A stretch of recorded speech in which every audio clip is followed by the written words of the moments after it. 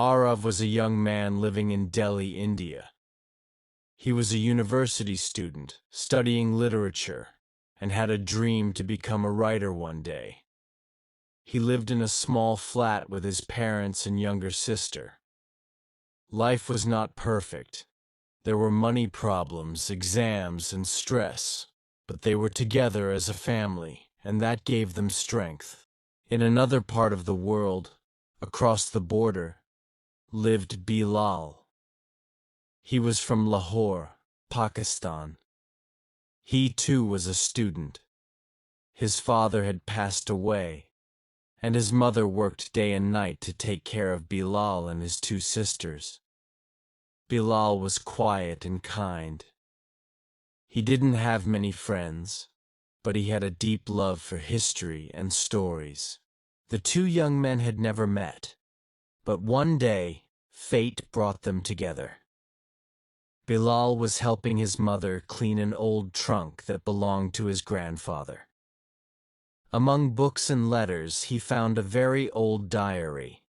The pages were yellow, the writing faded, but in the middle of the diary was a name, a full address, and a few words in Urdu. My brother, my blood, my heart. It was written to someone in India, a man named Ramesh. The name felt familiar. That night, Bilal couldn't sleep. Something inside him said this was not just an old letter. It was a forgotten connection. Bilal searched online. Days passed. He searched Facebook, Google, and even government records. Finally, he found a family in Delhi with the same name. They were not rich, not famous, just a simple family.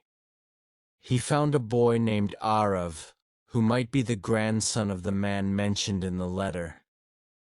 Unsure, nervous, and excited, Bilal sent a message. I hope this message finds you well. I believe our grandfathers were brothers before partition. I found a letter. I don't want anything. I just want to know the truth. Arav read the message, confused at first, but slowly things started to make sense. His grandfather had often told stories of a brother left behind during the time of separation.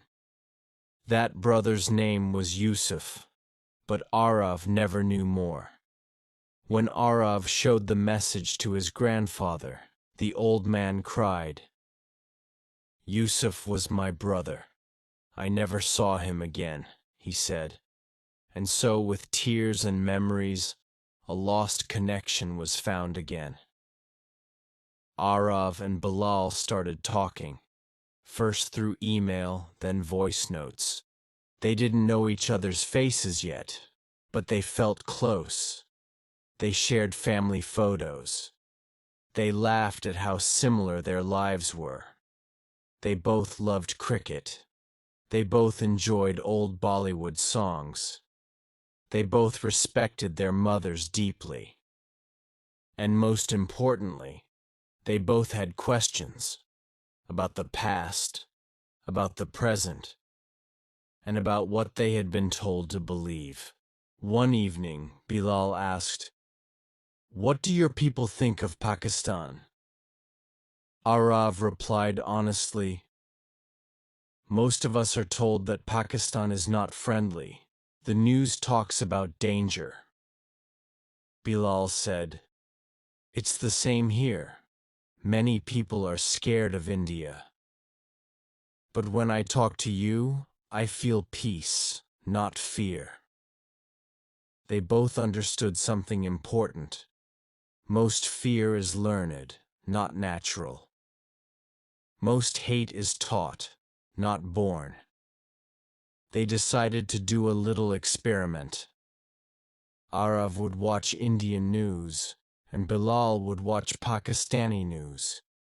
They would talk about what they saw. After a week, both were shocked.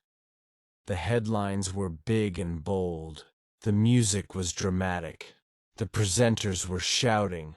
The words were strong. Sometimes the stories were scary.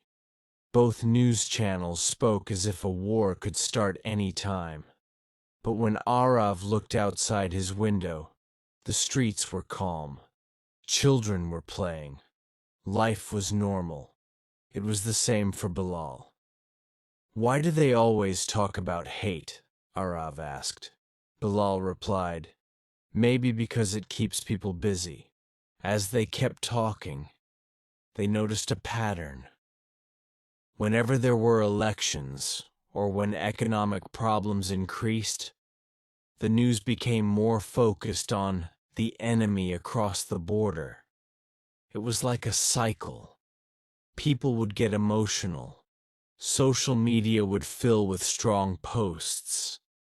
But in the middle of all this noise, no one talked about the rising prices of food.